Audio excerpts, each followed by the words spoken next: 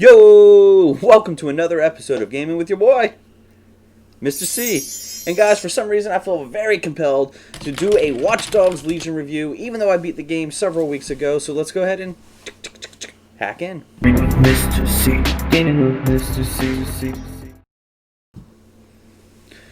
Alright guys, so Watch Dogs Legion is the third installment in the Watch Dogs series, a franchise that started back in the beginning of this generation and is now closing out this generation. And this game is available on both the PS4, the PS5, the One X, the Series X, the One S, the One, the One E, all of that stuff. The Watch Dogs series started off very grounded and more realistic in my opinion, and it's kind of turned up its Saints Row meter, if you will, and kind of gotten a little bit more over the top. And in Watch Dogs Legion, we do take place in the future, futuristic London. So let's go ahead and jump into the story. So guys, the story of this game literally takes off with a big bang. Literally. What ends up happening in London, there's these bombs that are set place to explode and basically allow a way for the militia to kind of come in and take over through the government and police us, in the same time painting the DedSec in a bad light. And you come in as an operative that you get to choose one of many, and your goal is to kind of bring back to life this new DedSec and try to figure out who framed you. And overall the story was very compelling, and it kept getting me to come back for some more. There were some very heart-wrenching moments, especially towards the end, and I certainly don't want to ruin that for you, so check it out. Oh my, what's that in my eye? It's the graphics of Watch Dogs that are making me cry. No, seriously, guys. The graphics in Watch Dogs are absolutely phenomenal. I mean, they built this world that just felt alive. Like, you could just feel the people breathing on you. The graphics, I mean, just from the billboards to the graffiti on the wall to just everybody walking around. The character models, oh my god, they are so insane and detailed. And no two people in this game are the same. And you can recruit any of them to be a part of your crew.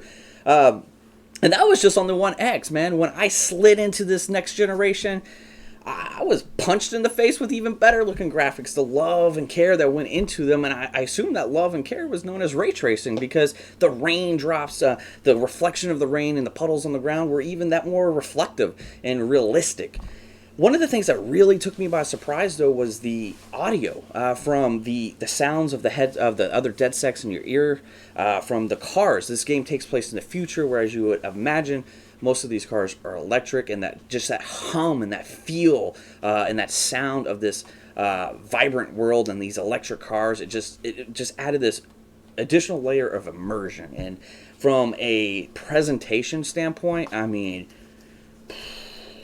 9 thumbs up, man. I mean, it's just, I don't know what else to say. I was wowed time and time again. When I got out of that tutorial mission and I got into London on my One X, I was just floored. So guys, the controls, what is going to happen when you touch these fancy, oh man, look at that. That's the Series X share button. Man, you know how many times I wish I had this when I was playing on my One X with all those awesome graphics. But more importantly, the controls, guys. The controls are actually top notch.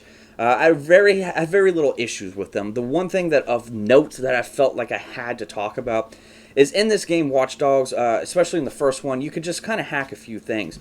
Now that we're in the third game, everything's hackable. You got cell phones, you got bombs, mines, turrets, drones. Just everything's hackable. So if you're in the heat of a moment, you're ducked down, trying to provide some cover from a guy who's across the way, and you might want to hack into a device behind him to make it blow up and kill him, but you're trying to do that and the camera's being hacked or he's being hacked. It can be a little bit in the way. The further I got into the game, the more things that were hackable. The more things that were hackable, the more problems I had with it, but also the further I got into the game, the more I become used to it, and I knew kind of how to maneuver, if that makes sense. But it's a slight complaint, but I think it was worth noting. Alright guys, let's talk about the gameplay, the heart and soul of any game. This game, it has a lot of heart and a lot of soul.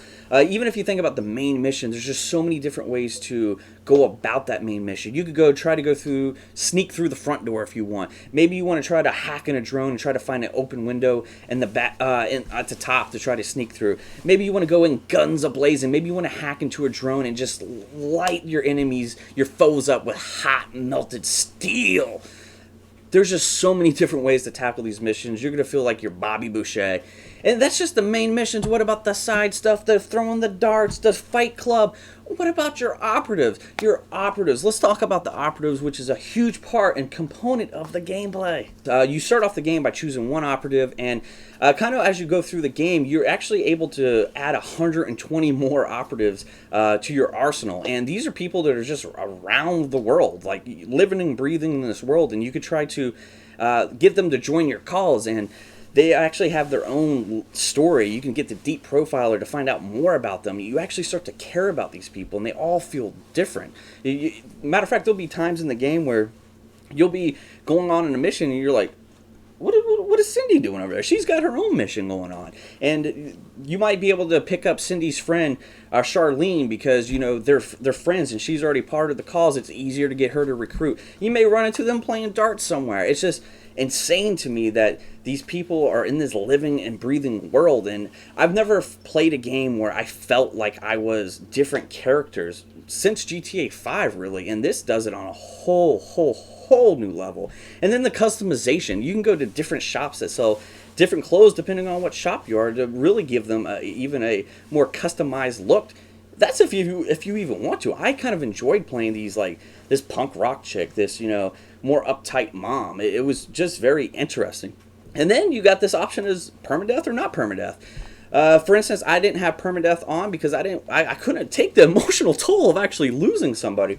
So what would end up happening is if I died or got arrested, it would come up and I would choose a new operative, and it would be like, oh man, did you hear Cindy's in the hospital? It's going to be 3 days before she recovers. And in game time, you would have to wait 30 minutes before you can use her again. So it really kind of tugged at your heartstrings. And another part of it was the gadgets, the tech. I mean, guys, the gameplay in this game is just insane. Let's talk about some of that tech. So guys, so the way the tech works in this game, you get these utility points that you can actually just find laying throughout the world. Kind of think of Crackdown. Or you can gain them through doing missions or side missions. And there's a plenty of them. And you have these 4 different categories, and you can unlock a tech or an ability, and you can upgrade them as well. You have 4 different categories. You have your weapons. You have your normal pistol, shotgun, AR, grenade launcher. And then you have your upgrades, which you can upgrade your armor, or you can upgrade, you know, deep profiler, so you can learn more about these characters you have. And then you have your gadgets.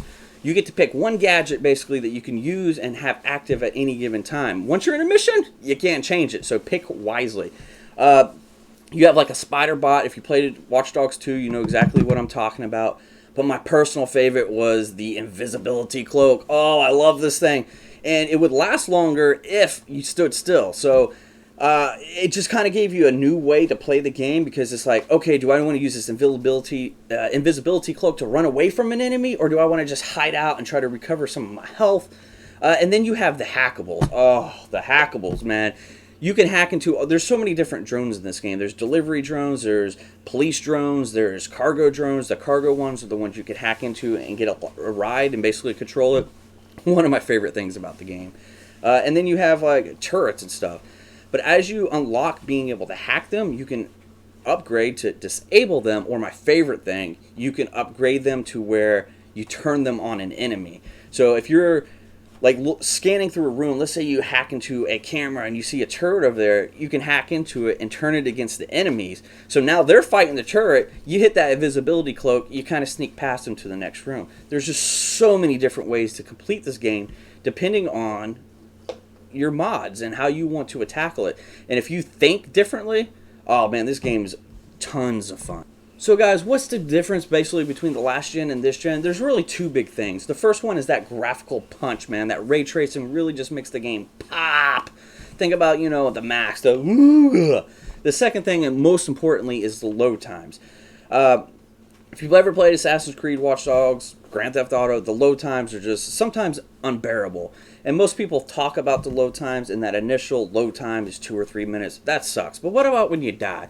What about when you're switching operatives? What about when you're fast traveling? You got to sit through that load time again. But on Next Generation, it is so quick. It makes a huge difference in your overall experience. And the reason I say that, I was able to load fast travel almost 3 times on the Series X before I could do it once on the One X. That's a pretty impressive difference. All right, guys. So my final thoughts on Watch Dogs Legion.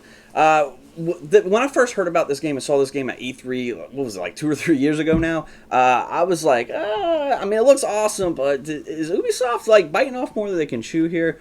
Well, guys, apparently Ubisoft is a squirrel going into hibernation, because they definitely did not. They nailed it, in my opinion. Now, could they have done some things better? Absolutely.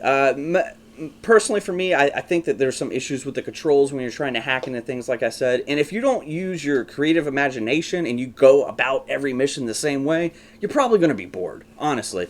But if you go in there trying to change things up, there's a lot of meat on the bones here. The tutorial was boring. It took me until London before I really was like, oh, this game's awesome. So if you can get past that tutorial, you're good to go. I would love to see what Ubisoft can do building upon this game, especially from the ground up on this generation. I know that the Watch Dogs the original Watch Dogs, they had some issues from from last generation to this generation. I think this one, it's a pleasurable experience either way. Obviously, the optimized Series X is a better experience, but for me, oh man, I think this game's an 8.75 out of 10 all day, guys. I think you have to hack into it.